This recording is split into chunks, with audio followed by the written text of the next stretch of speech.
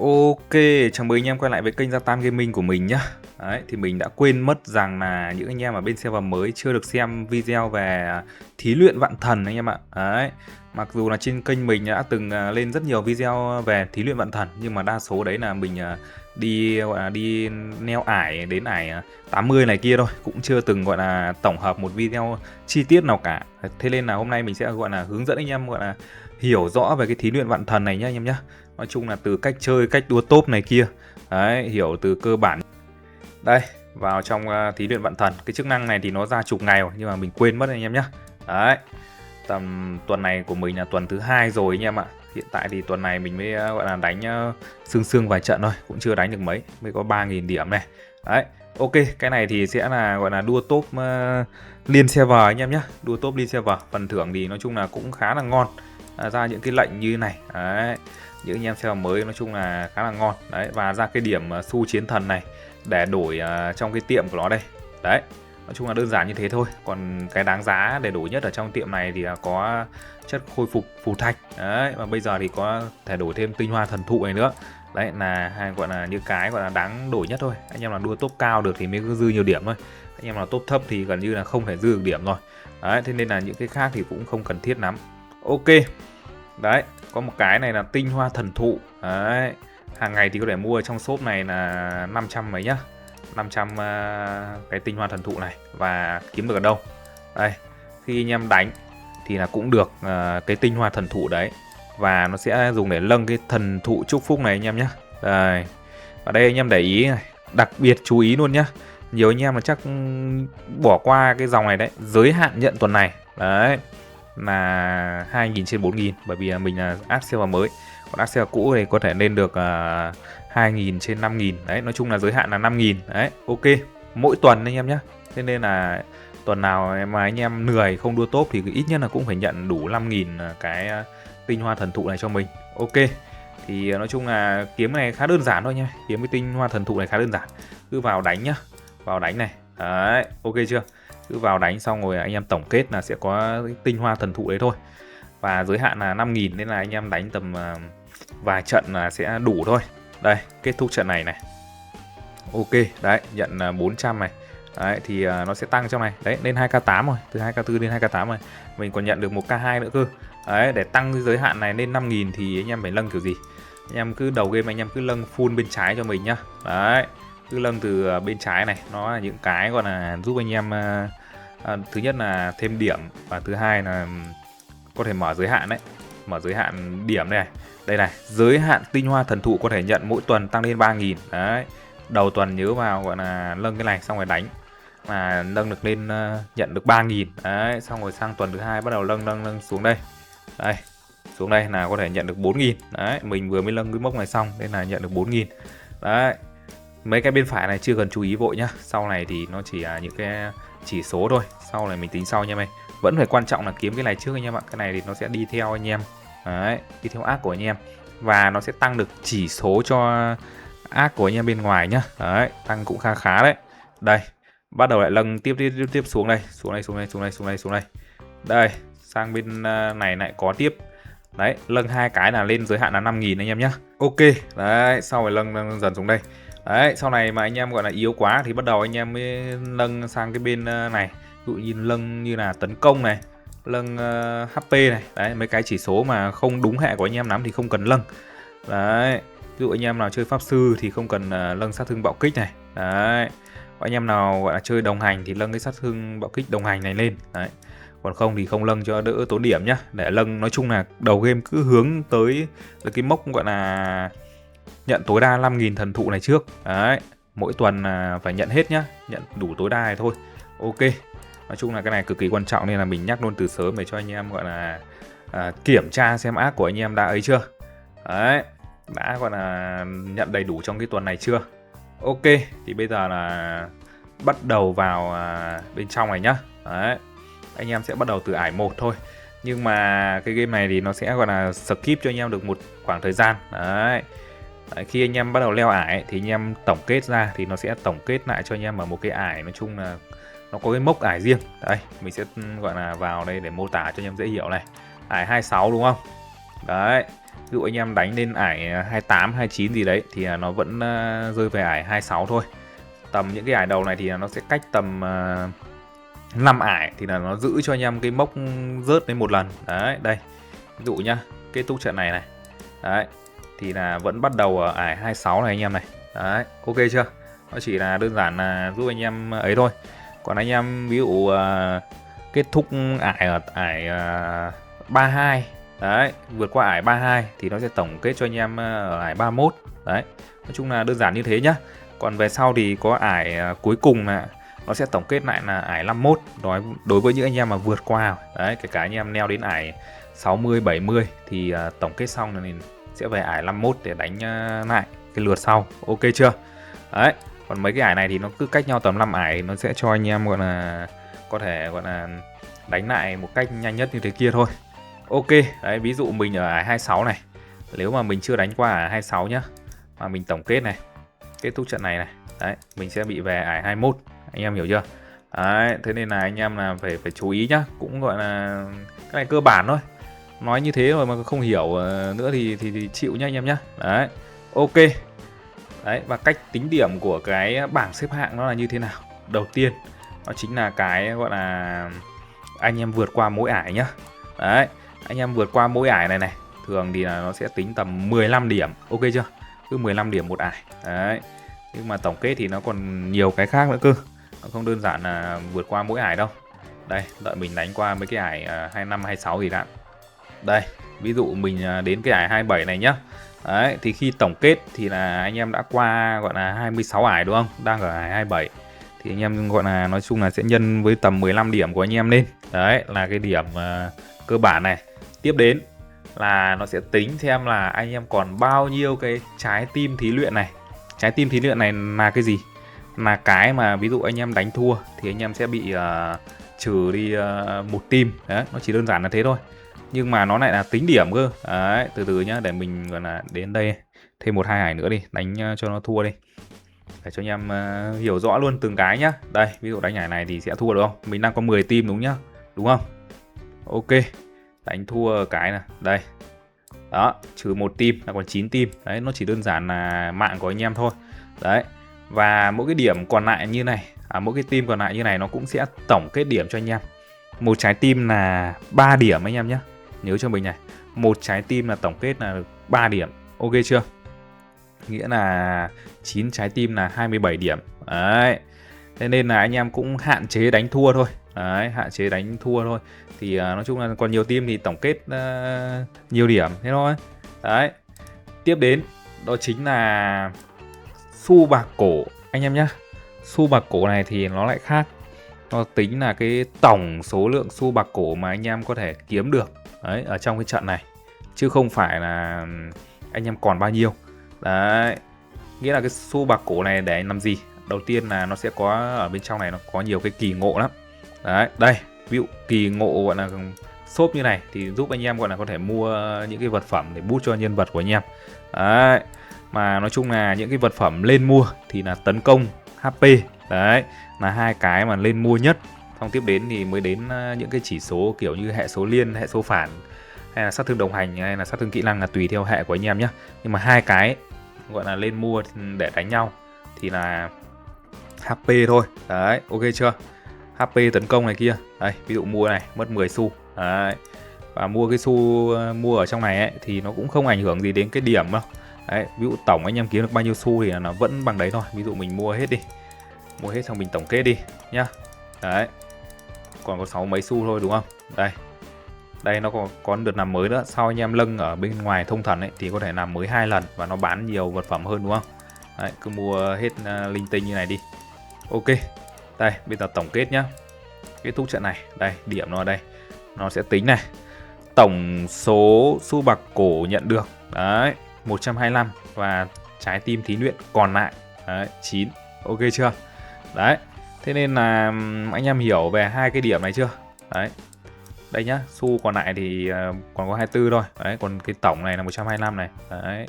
Và nói chung là ải anh em đạt đến, cứ mỗi ải cộng nhân 15 điểm lên. Ok. Đấy, như thế thôi thì là vẫn là chưa đủ để anh em đua top. Đấy, ví dụ như mình đã đến ải 29 này. Đấy, và mình đã đánh thua rồi, nhưng mà top của mình tận 31 cơ.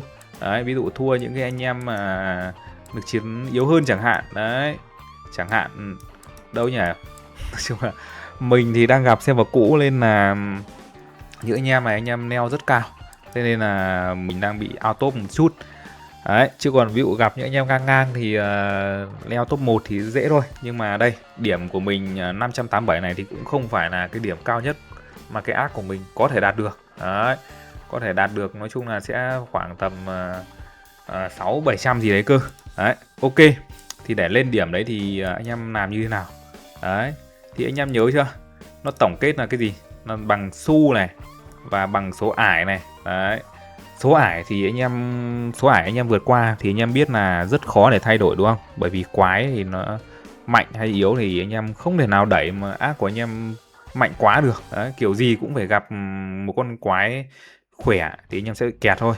Đấy, và anh em nhớ cho mình nhá, toàn bộ quái vật đấy, từ level 1 đến level 163 thì sẽ gọi là reset hàng tuần, ok chưa? Đấy, đều reset mỗi tuần một con boss khác nhau. Có thể tuần này nhá, anh em vượt qua được ải 25, 26, nhưng tuần sau con boss khác nó thay vào cái ải 25, 26 rồi. Đấy, không may cái con boss đấy là một con boss khỏe thì là anh em lại không vượt qua được nữa. Đấy, và các con boss đấy là nó lấy gọi là ngẫu nhiên các ác của anh em ở bên trong server thôi, trong các server ấy. Thế nên là thi thoảng anh em nhìn thấy trang phục nào mà quen quen thì có thể đấy chính là anh em luôn nhá. Đấy, đấy chính là anh em luôn. Thường thì những anh em gọi là server cũ thì mới dễ nhận ra thôi, bởi vì họ đánh ở những cái ải từ 51 đến ải 6 mấy ấy, thì thường thì sẽ gặp thôi. Nhìn là biết là gặp ác nào ở bên ngoài ngay. Đấy. Đấy, thường thì ải cuối cùng ở trong cái chế độ này ấy, thường thì là những ác top trên danh huyền thoại, top từ 1 đến 3. Đấy, ok.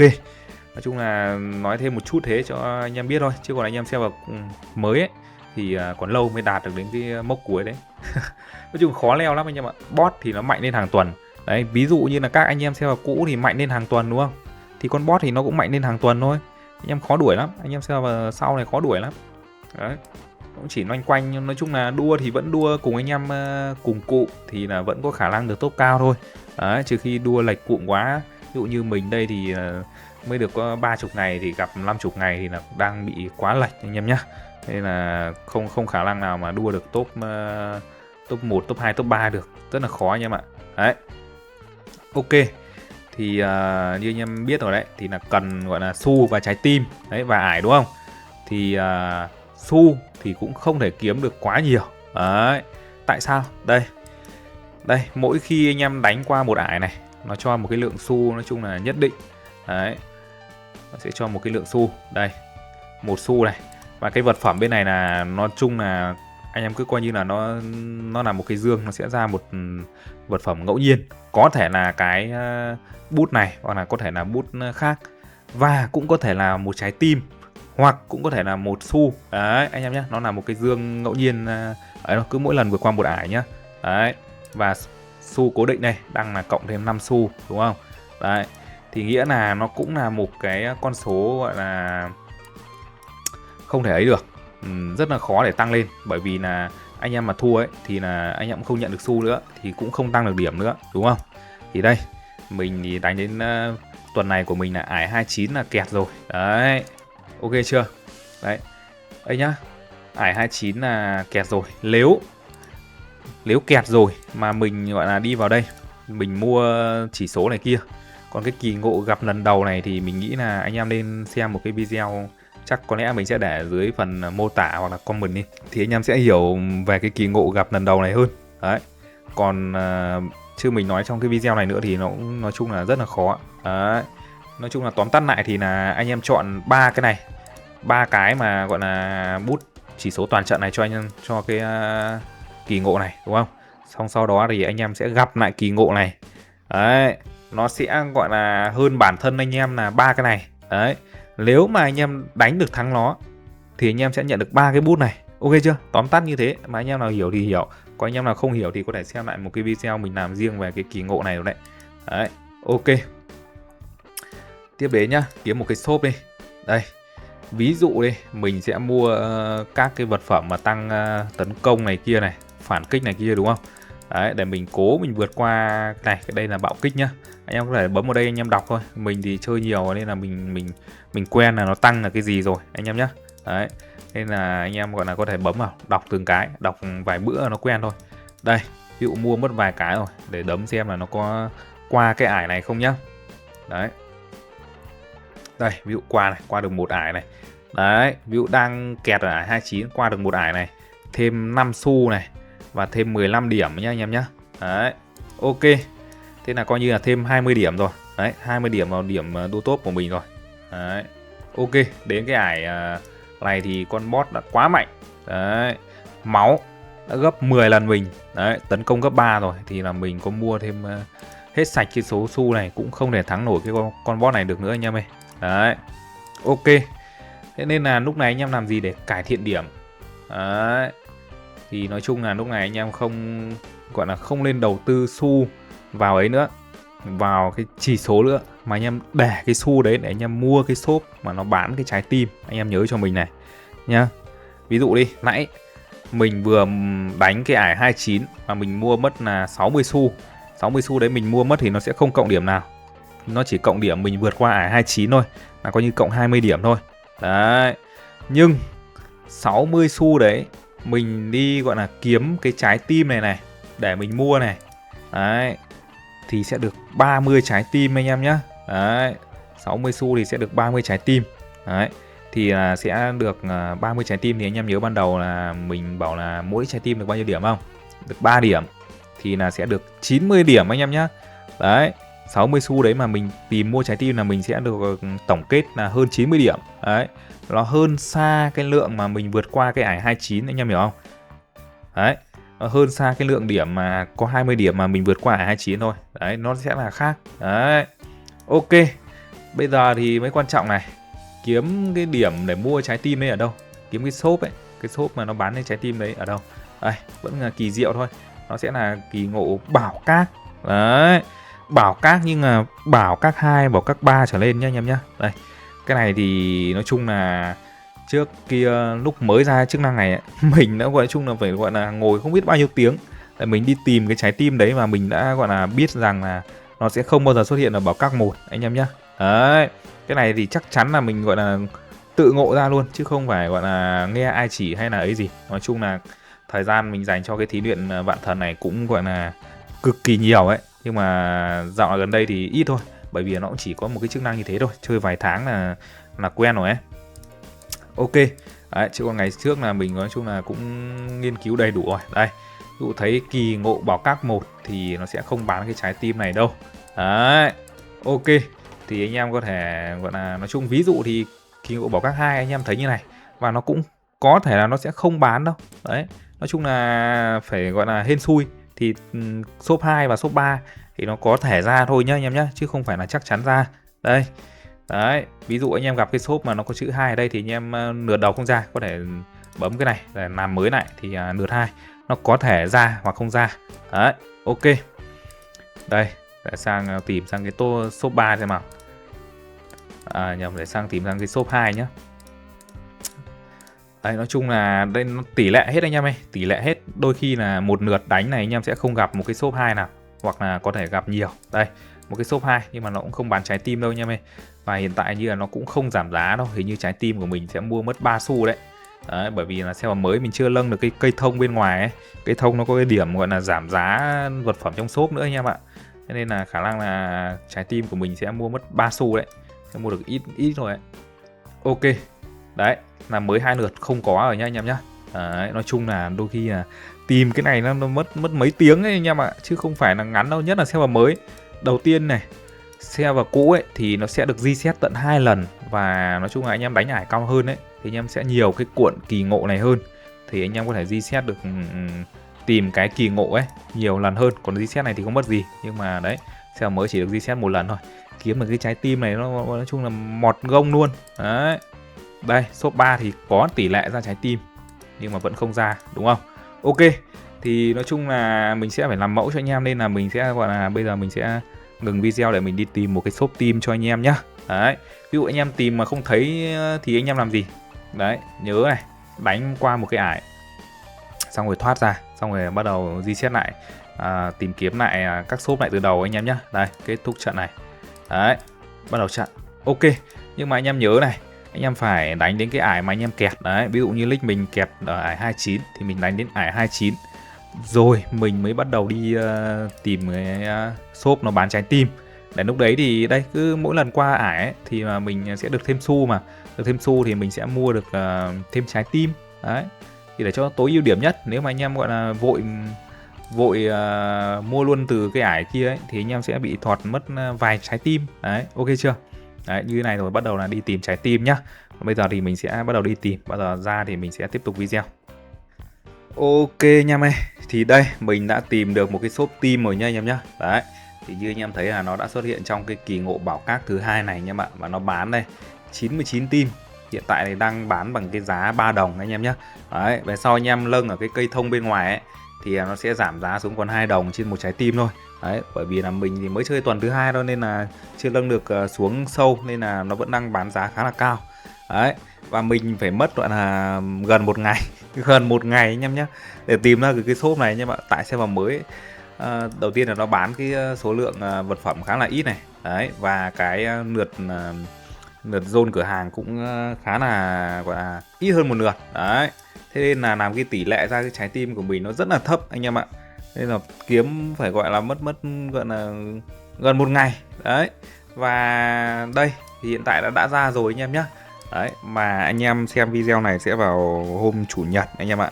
Chủ nhật thì khả năng là hôm nay là sẽ đóng cửa cái thí luyện vạn thần của tuần này rồi. Thế nên là anh em gọi là cứ gọi là lưu cái video này lại, bấm một nút like. Đấy, thì sang ngày mai, sang tuần thứ hai 12 giờ trưa thì nó sẽ mở lại thí luyện của tuần tiếp theo anh em nhé.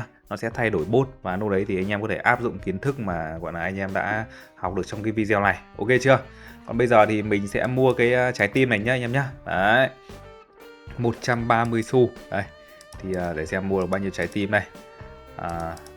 129 xu. Ok, nẻ 1 xu. Đấy, 43 trái tim thì là 43 trái tim anh em nhân với 3 điểm lên nhá anh em nhá, là có hơn 120 điểm rồi, sau khi mà anh em đã gọi là mua được cái shop trái tim này rồi nhá.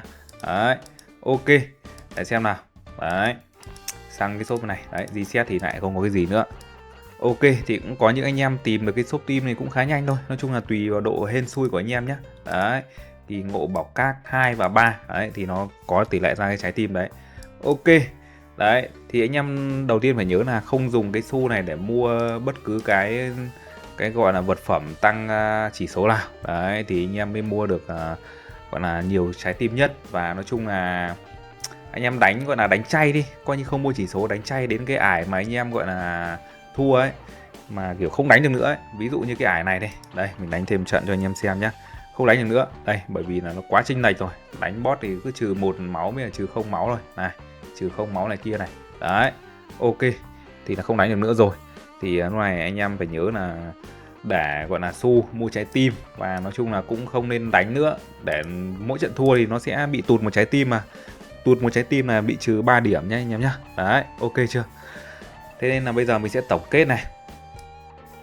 Đầu tiên lại cho anh em xem lại điểm vạn thần đã. Đây, điểm vạn thần của mình đang là 661. Đấy, là cái điểm cũ nhá anh em nhá. Cái điểm gọi là đánh đến tầng gọi là 29 30 gì đấy nhá. Đấy, ok, bây giờ sẽ tổng kết này. Ok, 727 điểm. Đấy, vẫn là cái tầng 30 thôi, nhưng mà lúc này thì mình đã mua thêm trái tim. Đấy, ok. Và cái gọi là lượng xu trong cái trận này mình nhận được cũng là 130 xu này. Đấy, anh em dùng xu mua trái tim rồi nhá. Đấy, thì nó vẫn tính điểm cho xu thôi, và nó không gọi là ấy gì cả. Còn trái tim là phải gọi là tính trên số lượng trái tim còn lại. 727 điểm. Ok chưa? Hiện tại thì đã lên được top 6. Đấy, thì những anh em ở bên trên này là những anh em server gọi là server cũ này. Đấy, hoặc là họ là có thể kiếm thứ nhất nhá. Ví dụ như một cái nick này nhá. Đây, giải thích cho anh em là tại sao họ hơn điểm mình nữa nhá anh em nhá. Đây, một cái nick 36 triệu lực chiến đúng không? Nhưng mà họ ở server bao nhiêu? Ở server 993, là cách mình 6 server. Đấy, sẽ gọi là ra trước khoảng tầm 2 tuần anh em ạ. Đấy, coi như là ngang ấy đi, ngang được chiến đi, nhưng mà tại sao lại tự nhiên lại hơn điểm mình đấy? Tại vì 2 tuần họ đã kiếm được gọi là thêm những cái điểm này, anh em này. Cái điểm này là giới hạn hàng tuần như mình đã nói ở đầu video, thì anh em họ sẽ kiếm được thêm cái điểm này và họ sẽ nâng được xuống bên dưới này đấy. Thì bắt đầu có thể gọi là đây này, đầu tiên ví dụ như mấy cái là số lượng trái tim thí luyện trong phần thưởng bắt đầu tăng thêm 1, nghĩa là anh em bắt đầu trận cái thì anh em đã hơn những người khác một team rồi đấy, coi như là hơn mình một team đi đấy, chẳng hạn đấy. Ok, còn những cái này để xem nào, mở khóa thông tin thì cái này anh em cũng không cần phải hiểu lắm nhé. Đây, một là số lượng sản phẩm cung cấp trong bí bảo tăng lên 8 đấy, 3 lấc thì là tăng lên 10, nghĩa là những anh em này tìm team là dễ hơn này đấy. Ok chưa? Số đạo cụ ngẫu nhiên này đấy, đây đúng rồi, ngay bên dưới này thôi anh em nhé. Đây, nghĩa là cách mình chỉ cần cách mình 1 tuần thôi là có thể nâng được cái này rồi. Số lượng xu bạc cổ cần cho vật phẩm trong bảo các -1 đấy. Anh em thấy là nó khác ở chỗ nào chưa? Là lúc này thì cái ác đấy mua trái tim chỉ cần gọi là 2 xu thôi đấy. Ví dụ cùng đánh được đến cái ải 29 như mình nhá, và cùng có cái lượng xu là 130, ví dụ như thế thôi, thì lượng xu thì mỗi trận thì nó cũng random, nó sẽ cách nhau 1-2 xu gì đấy thì không nói nhá, nhưng mà coi như là cùng xu đi. 130 cái xu của mình chỉ mua được 43 trái tim đúng không? Thì là 130 xu của họ là mua được 65 trái tim, là chênh tệnh gọi là 22 trái tim đi. Đấy, 22 trái tim thì nhân với điểm lên là anh em đã biết là tầm nhân 3 là tầm 60 điểm. Đấy, ok chưa? Nói chung là còn nhiều yếu tố nữa như là kiểu họ đánh này đánh kia. Và nói chung là cũng khá là nhiều đấy, hoặc là có thể họ cũng chưa qua được cái ải 29 luôn đấy. Đấy, coi như là thế nhá, nhưng mà họ mua được nhiều trái tim hơn mình nên là họ vẫn luôn là tổng kết điểm hơn mình. Ok chưa? Chỉ đơn giản là họ ra trước vài tuần thôi là đã có cái ưu thế ở trong cái gọi là đua top thí luyện vạn thần này rồi. Đấy, mấy tuần đầu thì gọi là ganh nhau từng tí một. Đấy là ở cái đoạn như thế, và gọi là giải thích cho anh em hiểu luôn là tại sao có những ác gọi là thấp lực chiến hơn hoặc là ấy hơn, nhưng mà họ ấy đi, họ cao điểm hơn. Đấy, khi anh em hiểu cái vấn đề ở đâu rồi thì anh em gọi là sẽ dễ dàng gọi là chấp nhận cái sự thật đấy thôi. Ok, thì coi như là tuần này mình lên được hạng 6 này. Đấy, ok chưa? Đấy, những anh em trong server mình ví dụ như Ivan thì đang có 650 điểm thôi. Đấy, ok.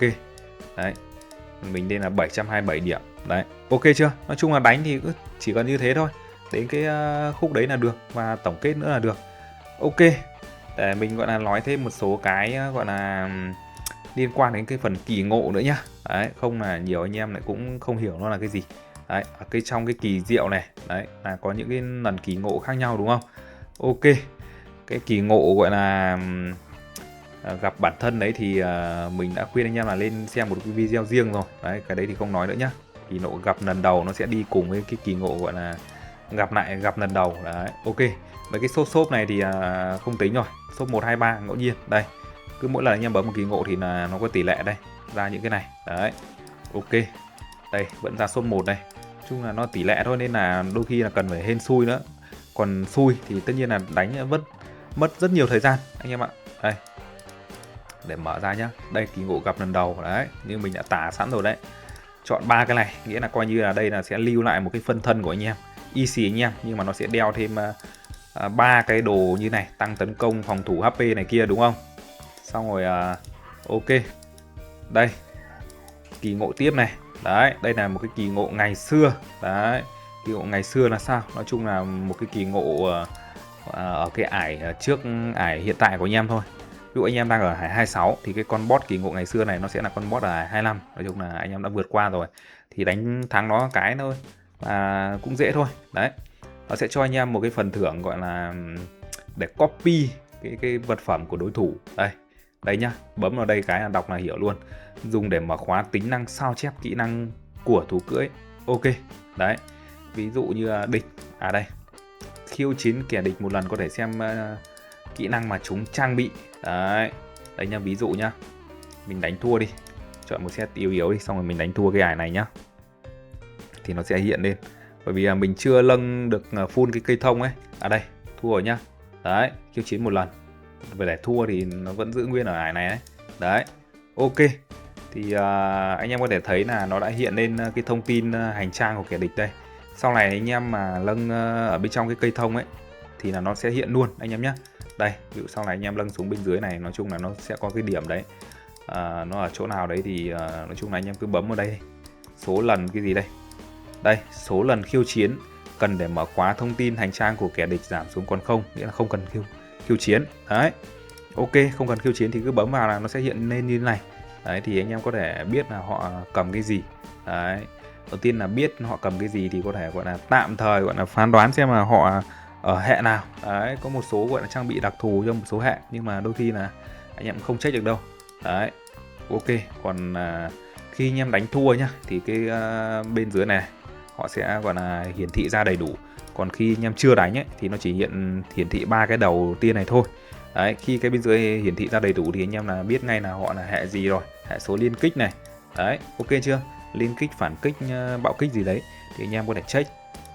Đấy, còn nói về cái mà mình vừa mới nhận được đấy. Đây, sao chép kỹ năng thú cưỡi là sao? Đấy, là có thể sao chép được một cái gọi là thú cưỡi của kẻ địch. Đây là cái cây kiếm nhá anh em nhá. Đấy, có thể mình đánh một cái đối thủ khác đi để có một cái đồ thú cưỡi gì đấy mà mình chưa có đi, để xem là có không nhá. Đây, qua cái ải sau đi. À đây, lại phải đánh thua nữa à? Đánh qua tiếp đi. Mà trông là hơi mất thời gian đấy nhỉ. Đây, ví dụ đánh thua ải 29 này.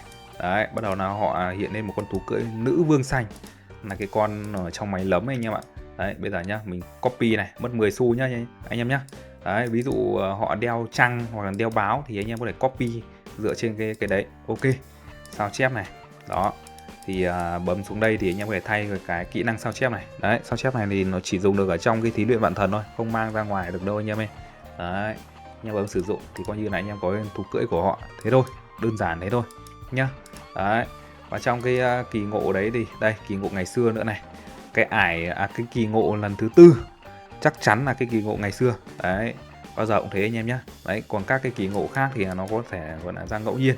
Thì đây, bây giờ mình sẽ tạm thời đánh luôn đi. Đây, để xem nó rơi ra cái mảnh copy gì nhá. Đây, copy cánh anh em ạ. Đây, thêm một cái gọi là sao chép kỹ năng đeo lưng. Đấy, nó thì dùng nó cũng giống như cái sao chép thú cưỡi thôi anh em nhé. Cũng là copy đai lưng của kẻ địch, nhưng mà đây là mấy con boss đầu tiên nó cùi, nó chưa có gọi là đồ chơi đeo lưng đấy. Đấy, chưa có gọi là thần khí, mấy cái cùi thôi, những cái ải đầu ấy. Đấy, ok chưa? Đấy là kỳ diệu thứ 4, là chắc chắn luôn là sẽ có một cái kỳ ngộ gọi là ngày xưa đấy, là cái kỳ ngộ để đánh cái kiếm cái copy. Ok. Đấy, xong lên kỳ ngộ thứ 5 lại bắt đầu tỷ lệ này. Đấy, tỷ lệ này thì nó lại sang ngẫu nhiên. Ok, bây giờ mình sẽ tìm xem là có gặp cái kỳ ngộ mà bánh xe vận mệnh không nhá. Đây, còn cái kỳ ngộ gặp lại này. Đấy, như mình đã nói ở đấy thì là nó là bản thân của anh em, và lúc đấy anh em chọn cho nó cái gì ấy thì đây, tấn công này, HP này, phòng thủ này. Đấy, là nó sẽ đeo sẵn là 3 cái này trước để nó đợi để nó đấm anh em. Đấy, ok. So sánh thuộc tính thì anh em có thể thấy là tấn công, phòng thủ, HP của mình đã thua cái con boss này. Đấy, thua hẳn đúng theo cái mà nó đã đeo như này anh em nhé. Đấy, ok chưa? Thì lúc này là anh em mà thắng được ấy thì là nhân vật chính của anh em mới nhận được 3 cái này nhá. Đấy, còn anh em không thắng ấy thì là coi như ngoài nhân vật của anh em vẫn là cái bay cũ này thôi. Đấy, ok chưa? Bây giờ mình thử đánh một trận đi, xem là có thắng được không. Nói chung là nó đang chênh bay như thế thì là rất là khó để thắng được anh em nhé. Có cách thắng ấy thì anh em có thể xem cái video đấy. Đấy, anh em thấy sự chênh này chưa? Rất khó thắng đúng không? Anh em mà muốn gọi là dễ hiểu về cái thắng cái bản thân này thì có thể xem cái video, thôi mình sẽ để ghim dưới phần comment đi. Đấy, ok thôi, và anh em từ bỏ thì coi như là sẽ không gặp lại cái kỳ ngộ này nữa nhá. Đây, thoát. Đấy, còn thua thì anh em cứ mỗi lần thua trừ một trái tim, cũng chỉ được thua tối đa 3 lần thôi. Đấy, thoát đi, không nhận được cái đấy nữa. Ok, để xem nào, để mình tìm cái kỳ ngộ bánh xe vận mệnh, nốt cái đấy đi. Má nó lại không hiện ở đây rồi, khả năng lại phải reset lại rồi. Ok, ok nha em ơi, thì đây kỳ ngộ bánh xe vận mệnh đây. Đấy, nó là một cái vòng quay như thế này và nó sẽ cho anh em gọi là vật phẩm đây. Đấy, một túi trữ đồ nghĩa là sao? Nghĩa là anh em có thể ra một trong 3 túi trữ đồ thú cưỡi này, thần khí này, hoặc là đeo lưng này. Đấy, ra cái nào thì anh em có thể đeo được thêm một thú cưỡi hoặc là một thần khí. Đấy, nói chung là ra cái nào thì đeo thêm được cái đấy nhá anh em nhá. Đấy, ok. Thì đây, 30 lượt sẽ chắc chắn nhận được một gọi là túi trữ đồ này. Thì là 30 lượt sẽ là sao? Một lượt rút sẽ hết 5 xu, 30 lượt thì sẽ hết tầm 150 xu đúng không? Đấy. Nhưng mà khi mỗi lần zone này anh em có thể nhận được các cái vật phẩm khác. Đấy. Thì nó sẽ gọi là cho anh em thêm xu. Đấy. Nên là đôi khi là cảm giác là zone xong sẽ thừa thêm một chút xu. Ví dụ như mình đang có 130 xu này nhá, thì mình có khả năng là vẫn zone đủ 30 lượt để ra cái túi trữ đồ này. Ok chưa? Bây giờ mình sẽ zone cho anh em xem nhá. Đấy, 10 lượt sẽ nhận được phần thưởng giới hạn. Đấy, là đây là hai cái này hoặc cái này, nhưng mà nói chung là khó nhá. Ok, đây để mình zone đi xem mà. Đấy, mình vừa nhận được một cái thưởng giới hạn 10 xu này anh em nhé. Đấy, ok chưa? Thế nên là 130 xu nên là mình vẫn có khả năng là zone ra được. Đấy, ok. Đấy, thi thoảng nhận 1-2 xu gì gì đấy như anh em nhìn đấy. Đấy, còn nhận được cả trái tim nữa cơ. Đấy, ok chưa? Đây, 30 lượt đã nhận được một cái túi trữ đồ thần khí. Đấy, ok. Thì anh em nhận xong nhớ nhận thêm cái phần quà bên dưới này nữa. Ok. Đấy, cái này nói chung là để cho anh em chơi mà anh em muốn đi đánh cái ải cao thôi. Đấy, đôi khi là đánh ải cao thì cũng không ấy được, cũng kiểu không đánh được thêm quá nhiều ải ấy. Đây là điểm đôi khi là đua top cũng không bằng đi kiếm xốp trái tim anh em nhé. Đấy, ok, cứ gọi là 30 lượt thì là chắc chắn ra một cái túi chữ đồ thế thôi. Anh em nào mà đánh đến gọi là ải 59-60 thì mới gọi là đủ xu để quay hẳn 3 lần. 3 lần thì nghĩa là sẽ kiếm được 3 cái túi chữ đồ, nghĩa là 2 thú cưỡi này, lúc đấy thì anh em có thể đeo được 2 thú cưỡi, 2 thần khí, 2 cánh nhá anh em nhá. Đây, mình sẽ thoát ra này. Đây. Và đây thì anh em có thể thấy là đeo thêm một ô thần khí nữa này. Ok chưa? Đấy, chỉ đơn giản là như thế thôi. Anh em ra túi chữ đồ cánh hay là thú cưỡi thì nó sẽ mở khóa một trong hai ô này. Đấy. Ra ô nào thì mặc ô đấy. Thế thôi, khá là đơn giản. Đấy, ví dụ như mình đeo cái thần khí này vào thì mình vẫn không thể thắng được con boss này. Đấy. Và mình sẽ tổng kết cho anh em xem được bao nhiêu điểm nhá. Đây, ok. Thua này đúng không? Vẫn thua thôi. Kết thúc trận này. Đấy. 659 điểm. Đấy, ok chưa? Thì anh em nhớ này, bởi vì mình đã chơi cái sự kiện đấy, chơi cái sự kiện vòng quay đấy, và thi thoảng mình zone được, đó chính là zone ra xu bạc cổ anh em nhé. Đấy, và zone ra một chút trái tim thôi. Đây, zone ra xu bạc cổ, ví dụ coi như là nãy anh em nhớ cái tổng kết cái trận mà mình mua được trái tim không? Thì cái trận đấy của mình chỉ có 130 xu bạc cổ thôi. Mà trận này thì tổng kết của mình đang là 158 xu bạc cổ. Đấy, ok. Nhưng mà team thì zone ở bên trong đấy thì được rất ít. Nói chung là thêm được vài team thôi, là coi như là còn dư 17 team. Thì điểm mới lên được 659 anh em nhé. Đấy, ok chưa? Thế nên là nói chung là mỗi trận thì nó còn nhiều biến số nữa. Nên anh em hiểu cái điểm của anh em đến từ đâu thì anh em biết nhé. Ok anh em ơi, nói chung là một video mình hướng dẫn đến đây nói chung là siêu chi tiết rồi. Còn nói chung là không còn cái gì để gọi là khó hiểu ở trong cái thí luyện vạn thần này nữa. Thế nên là anh em nào xem đây như để lại cho mình một like, subscribe nhá. Đấy. Và anh em nào có nhu cầu cần build art đổi hệ hoặc là gặp khó khăn gì đấy thì có thể liên hệ qua mình nhá. Chào tạm biệt tất cả anh em.